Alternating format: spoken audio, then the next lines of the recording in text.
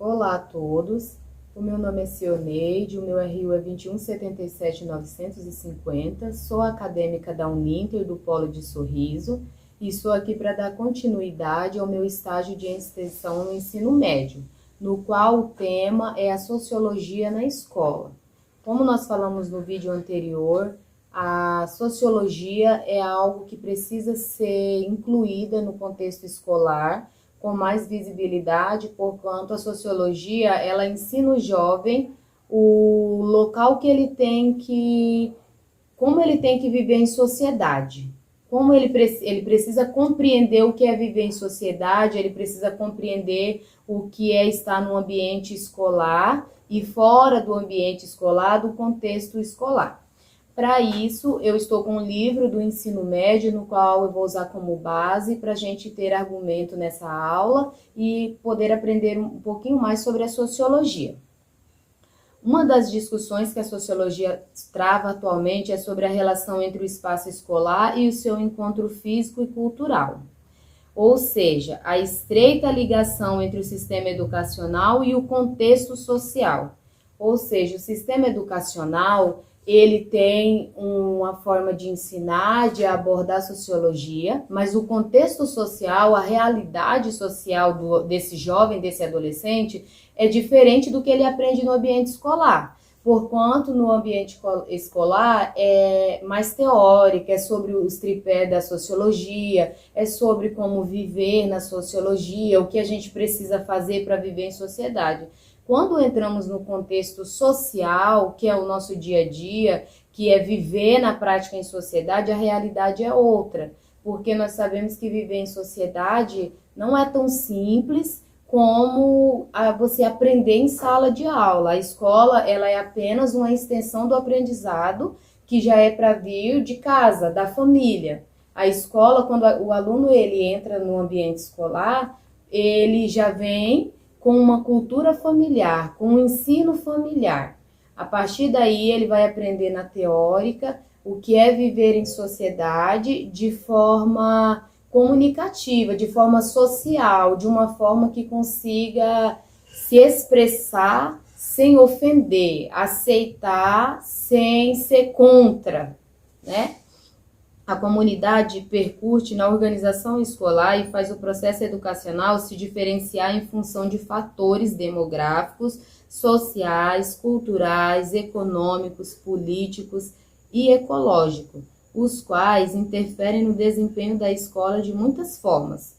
Então, a escola, o nosso ambiente social, a política em si, até mesmo a religião, as culturas, ela acaba interferindo naquela educação que precisava ser crua na escola, porque o adolescente ele aprende ali na escola de uma maneira e a sociedade ensina de outra forma, e é onde surge os questionamentos desses adolescentes. Por que a sociologia é para nós vivermos em sociedade e aceitar a escolha, o direito de ir e vir do próximo, mas quando vamos viver isso na prática, não é dessa forma que acontece.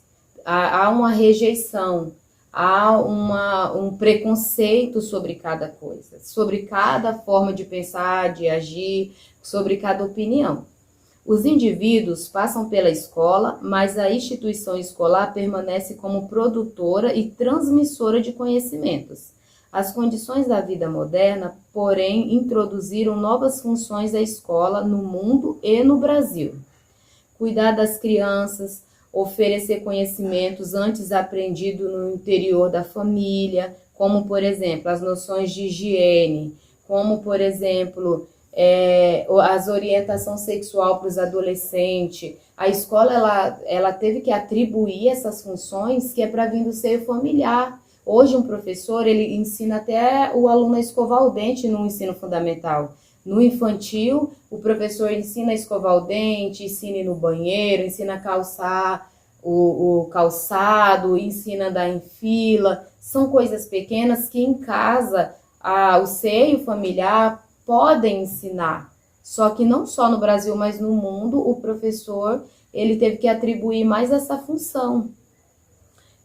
fornecer a merenda escolar, né? Tem crianças que eles só comem na escola, eles só comem uma vez ao dia.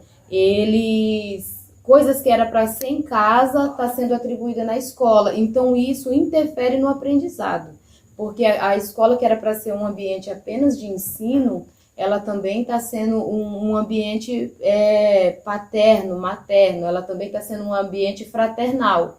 Então, isso prejudica na qualidade de ensino do professor, porque ele precisa parar aquele ensino pedagógico para ele ensinar funções básicas que as crianças precisariam chegar na escola já tendo noções, tendo essas noções básicas. Eu tive a experiência de um estágio que eu fiz na escola e o professor, ele parou a aula para arrancar um dente de um aluno. Ele parou a aula e automaticamente todas as crianças vão estar em volta dele, vai chamar a atenção dele aquela situação. O professor, ele parou o que ele estava ensinando, ele parou todo aquele trabalho que ele tinha planejado para aquele momento, para fazer algo que era para ser feito em casa, ou que era para a criança já ter um entendimento que na escola é um local de estudar, e não é isso que aconteceu. Então, nas escolas do Brasil, nos dias de hoje, muitas das vezes, o professor, ele tem essa particularidade, ele entra muito no ambiente familiar do aluno, ele entra muito na vida particular do aluno por conta dessa falta de noções básicas, que é para vir de casa. Para o educador brasileiro Demerval Saviani, é possível identificar certa hipertrofia da escola, processo em que ela adquire papéis que antes não desempenhava. Então, como disse o Saviani, é uma hipertrofia, é algo que era para ajudar, que era para ter um auxílio melhor, está recuando, está voltando para trás. Ao invés de evoluir, está se voltando. Ele está de forma degradativa. Então, os desafios que enfrentaram a educação e a escola em fase das mudanças sociais aceleradas nos últimos decênios, Edgar Morin reafirma a necessidade de uma educação propositiva, que implica entender o ser humano não como objeto passivo ao receber formação e informação, mas como um sujeito que age, modifica sua história e é por ela modificado.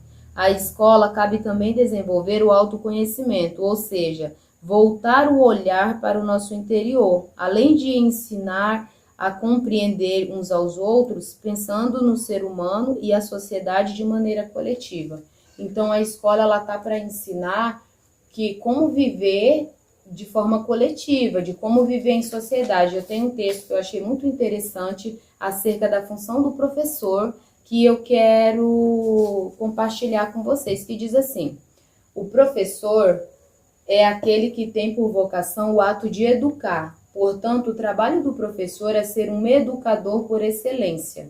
Segundo Durkheim, o ato de educar nada mais é do que socializar, ou seja, preparar as pessoas para viver em determinada sociedade. A educação é um processo social, já que ela não opera no vazio. Tanto os educadores como educandos estão imersos num ambiente social. Logo, a educação é uma realidade individual e social. Ou seja, a educação ela é algo que você vai aprender de forma individual para a sua vida, que você vai levar para a sua vida, e é algo que você vai aprender de forma social. A educação ela te ensina a conviver com outras pessoas, ela te ensina a lidar com outras pessoas, quer seja na escola, no ambiente escolar, quer seja no trabalho, quer seja na rua, quer seja dentro de um ônibus, quer seja em um hospital, aonde você vai entrar, vai estar, com as pessoas que você vai conviver, você vai usar a educação. É algo que o professor ele leva, ele ajuda, ele auxilia no crescimento do ser humano. Eu quero falar um pouco também sobre os sistemas escolares e a reprodução social. Os sistemas escolares modernos de diversos países se assemelham pelo fato de terem um ensino médio o ensino básico nas escolas, destinado à infância, à adolescência e ao ensino superior para jovens e adultos. No entanto, essa semelhança não esconde a diversidade entre eles, que respondem à organização política de cada país. Hoje em dia, esse sistema costumam ser apresentado em nossa sociedade como um caminho para chegar à igualdade social e à liberdade política e para oferecer oportunidades apropriadas ao talento e à capacidade dos indivíduos. De acordo com Durkheim, cada sociedade em cada época possui um sistema de educação que se impõe aos indivíduos, o que ilustra características coercitivas das instituições sociais. Desde o início da modernidade capitalista, a educação se difunde por vários setores sociais, ao mesmo tempo que comporta e estimula a competição, criando diferenciações e muitas vezes apoiando a desigualdade. Além disso, favorece a ascensão social, pois em nossa sociedade é também por meio dela, mas não exclusivamente, que ocorre a promoção de indivíduos e grupos sociais e que se acessa melhores condições financeiras e de cidadania. Então, a sociedade, ela te ajuda, mas ela também te prejudica. Porque você conviver em sociedade, conviver com pessoas, automaticamente vai gerar conflitos.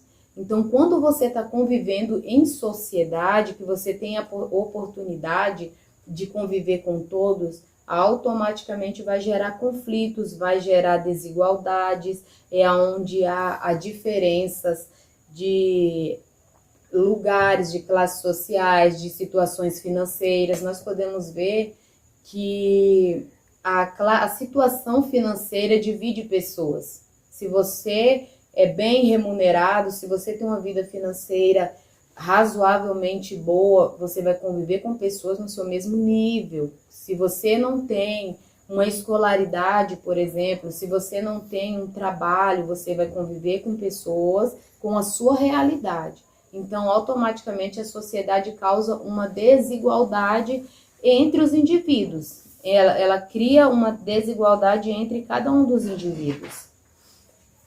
Eu quero falar um pouco sobre a juventude no nosso país, acerca dos adolescentes mesmos, sobre as classes sociais, sobre a diferença de um adolescente que ele estuda numa escola de ensino médio, que ele vive uma vida de classe média, e um adolescente que ele vive numa periferia, que ele vive em um ambiente de extrema pobreza, digamos assim. O aluno que ele estuda numa escola que ele é da classe média, ele vai para uma escola com o objetivo de ter um futuro promissor, ele não tem preocupação, muitas das vezes os pais só exigem que eles estudem, que eles se dediquem, que eles se coloquem na posição de estudante e levem isso a sério. No outro período, fora da escola, eles vão fazer aulas extracurriculares, eles vão fazer cursos que vão auxiliar nos seus estudos. Quando você conversa com um aluno de classe média, a mentalidade dele é só crescer, evoluir, que ele vai sair do ensino médio, ele vai fazer um curso superior, ele vai buscar conhecimentos para agregar na vida financeira dele, na vida acadêmica. E quando você vê a outra realidade, o outro impasse disso, que é um adolescente da periferia, já começa na estrutura da escola. Eles já não têm a mesma qualidade desde a estrutura da escola, eles não têm a mesma qualidade na educação. Quando eles vão para a escola, muitas das vezes eles já vão sem um desejo de evoluir.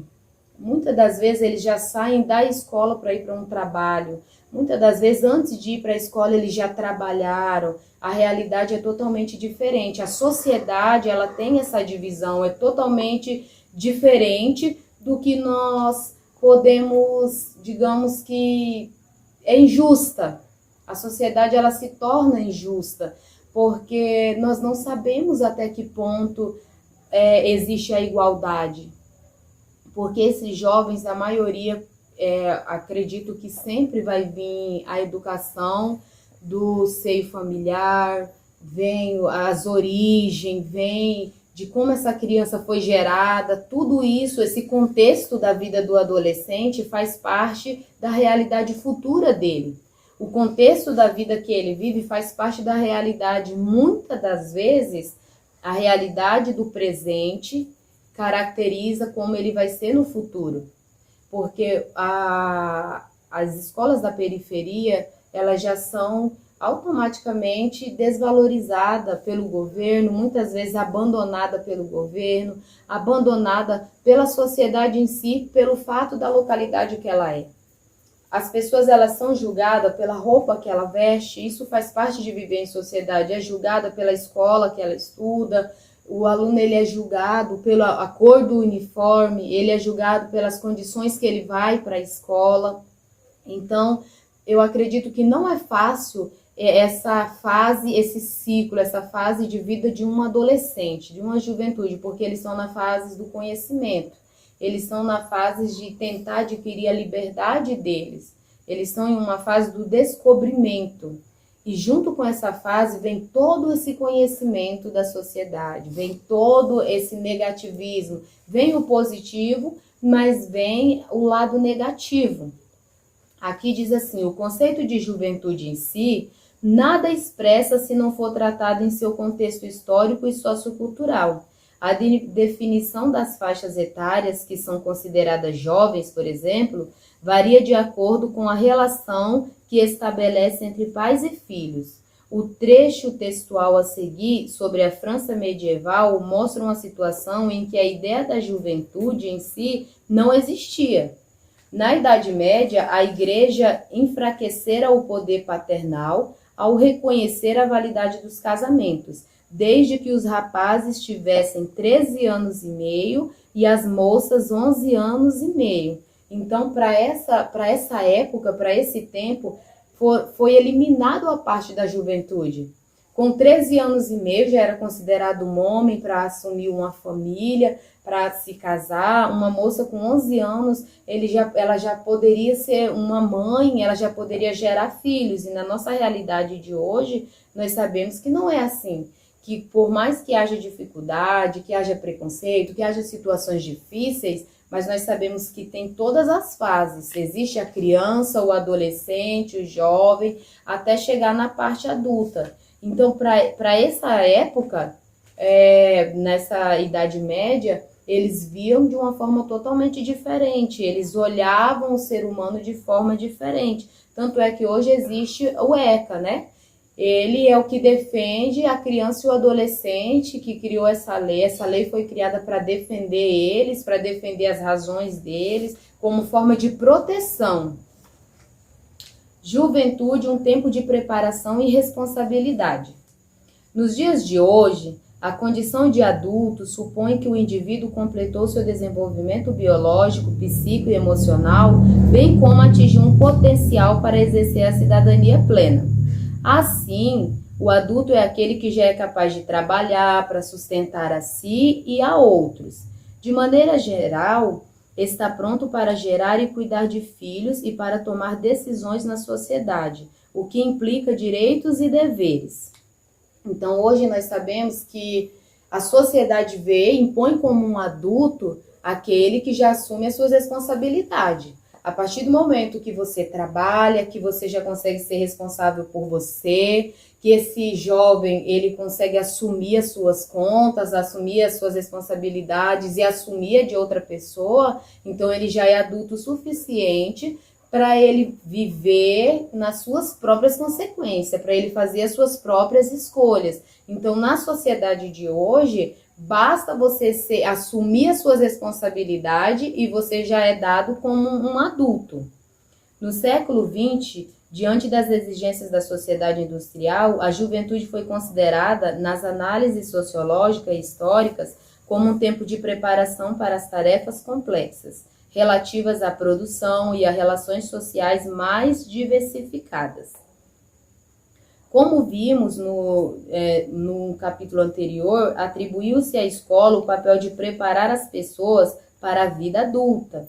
Então, a escola, a sociologia dentro da escola, a aula de sociologia, ela vai explicar as fases do ser humano. Ela vai explicar, ela vai destrinchar, ela vai separar em módulos a fase do ser humano, que é a adolescência, a juventude e a forma adulta. Então, o auxílio de um professor qualificado, o auxílio de uma escola qualificada, ela vai transformar o ser humano em um adulto competente para viver em sociedade. Ela vai incentivar o aluno a ter responsabilidades mais cedo e de forma correta. Porque a responsabilidade em si, ela não é só você ter o dinheiro para você se sustentar. Não é só você conseguir pagar um aluguel. Responsabilidade, ela também não é só social, ela também é uma responsabilidade emocional, que você vai saber o que você está fazendo, você vai saber para que você está gastando, você vai saber administrar nos seus estudos, em algo que você deseja, em uma viagem, você vai realizar os seus sonhos. Então, a escola, ela te incentiva a fazer as melhores escolhas. Desenvolveu-se a ideia de que os jovens deveriam, até certa idade, ficar livres das obrigações produtivas e do trabalho, mas com o dever e a oportunidade de estudar. A juventude seria um tempo socialmente dedicado à formação para a cidadania. Então, é sobre aquilo que eu falei anteriormente. Dependendo da classe social, o aluno vai para a escola somente com a obrigação de estudar, ele não vai precisar trabalhar, ele não precisa ter outra responsabilidade, a não ser estudar. Porém, não é toda a realidade que é assim. Porém, cada classe social existe a sua realidade de viver em sociedade. Muitos autores, porém, criticam essa ideia, afirmando que ela tem um viés classicista, uma vez que se aplica apenas aos filhos de classes socialmente privilegiadas, enquanto os filhos dos trabalhadores pobres têm dificuldades de acesso à escola e precisam trabalhar desde a infância, como ocorre com muitos jovens ainda hoje. É aquilo que eu falei sobre as duas realidades de classe social. Não é bem assim. Porque os jovens de hoje em dia não são todos que são dedicados somente a estudar, a ter uma formação, a se preparar para um vestibular, para uma faculdade. Não são todos. Tem a realidade da extrema pobreza, que os filhos, eles trabalham desde a sua infância, eles não só estudam. Antes de começar a ir para a escola, eles já estão trabalhando. E nós sabemos que é bem diferente uma mente que só estuda, com uma mente que precisa trabalhar e estudar. Para um adolescente é difícil administrar, porque enquanto tem alguns estudando, se divertindo, tem um momento de lazer, tem aqueles que precisam estudar por uma obrigação extrema de ter uma faculdade, um curso superior, uma boa formação para ajudar os pais e depois trabalhar. Então, eles não têm essa mesma realidade e isso eu acredito que cria um complexo na mente do adolescente, na mente desses jovens, porque eles precisam ter o seu momento de jovem e o seu momento de adulto. E muitas das vezes eles estão sendo um corpo de adulto numa mente de um jovem. E eu acredito que essa realidade ela prejudica muito nas escolas, na vida em sociedade. Por isso que nós estamos aqui hoje tentando passar um pouco da sociologia na escola, sobre a importância dela, sobre a importância de ensinar, sobre a importância de explicar, sobre a importância de dizer o quanto ela é fundamental na educação do indivíduo, na educação do ser humano. Aqui diz assim, a elasticidade da concepção de condição juvenil na realidade brasileira fica clara quando é possível associá-la a situações de preconceito. Estas levam a comportamentos de discriminação ou exclusão devido à não aceitação do diferente, seja em relação à maioria, seja em relação ao padrão dominante. No Brasil e pelo mundo afora, existem jovens que são vistos com preconceito por morar em áreas pobres, classificadas como violenta. Então, por conta da pessoa não ter condições de morar em um lugar, do adolescente não ter condições de morar em um lugar adequado, em um lugar seguro, ele já sofre preconceito, porque se lá é violento, se lá naquele lugar onde ele mora tem bandido, automaticamente ele é reconhecido como um bandido. Ele é reconhecido como uma pessoa que vive conforme aquelas pessoas. Então, isso é um preconceito. A sociedade ela não consegue separar as duas situações. Existem famílias de bem, estudantes, jovens, adolescentes, com extrema capacidade de ter uma formação, de ter um bom trabalho, mas devido a ele morar em um lugar de extrema pobreza, em um lugar violento, em uma favela, ele é taxado como os mesmos. Ele é taxado como o que é igual àquele que não quer estudar, igual àquele que tem a mesma idade dele, mas escolheu a marginalidade, e não é dessa forma. E a escola em si, ela precisa mostrar, dar força para esse jovem que, independente da realidade dele, não condiz que ele vai ser daquela forma no futuro, que independente como ele vive agora, não declara o futuro dele, que ele tem uma possibilidade de ser melhor. E o professor, hoje em dia, ele tem um poder muito bem de transformar a vida de alguém, auxiliando esse jovem, esse adolescente, a continuar, a perseverar, a ele não desistir do sonho, dos focos, dos objetivos que ele tem. Sociologia e Juventude por Mayen. Vimos que a juventude não é um fenômeno universal e atemporal, apenas após a traumática experiência enfrentada por muitos jovens durante a Primeira Guerra Mundial, que colocou em evidência a contraposição juvenil às gerações adultas. É que podemos falar no surgimento, no sentimento de geração. O sociólogo Karl Mayen, em 1893 e 1947, refletiu sobre esse assunto. Ele viveu o contexto das duas guerras mundiais e dos regimes nazifascistas europeus, percebendo que os estados em guerra mobilizavam todos os seus recursos, incluindo os jovens, bem como os demais cidadãos, para vencer o conflito. Mayen fez considerações sobre a função sociológica da juventude, observando como a sociedade tratava os jovens no contexto histórico-social da primeira metade do século XX. Os jovens se destacavam então como uma força a ser acionada quando as circunstâncias sociopolíticas os requisitassem, valorizando um papel social de reserva da própria cultura, como podemos ver nesse trecho da obra Diagnóstico de Nosso Tempo. O primeiro problema que nos fere a atenção é este. Será-se sempre o mesmo significado da juventude na sociedade? Evidentemente não. As sociedades em as pessoas mais velhas desfrutam um prestígio bem maior que as mais moças, como por exemplo na antiga China. Há outras em que, como nos Estados Unidos da América, depois de 40 anos, muitas vezes o homem é considerado velho demais para emprego e só os moços interessam. O problema sociológico é que, apesar de sempre surgirem novas gerações em função dos grupos de idade mais jovem, depende de uma dada sociedade fazer ou não o uso delas. A juventude pertence aos recursos latentes de que toda sociedade dispõe e de cuja mobilização depende de sua vitalidade. Então, aqui nesse trecho diz que está explicando que uma pessoa mais velha, aqui no caso nos Estados Unidos, depois dos 40 anos, ela não era mais útil, ela não precisava, ela não era útil na sociedade. E só os moços eram úteis, porquanto os moços tinham força para guerrear, os moços tinham força para eles entrar em guerras daquela época, e não acredito que seja dessa forma. A sociedade, ela não pode ser dessa maneira, ela não pode atribuir idade ou atribuir condições financeiras ou atribuir força física, né? Os jovens, eles precisam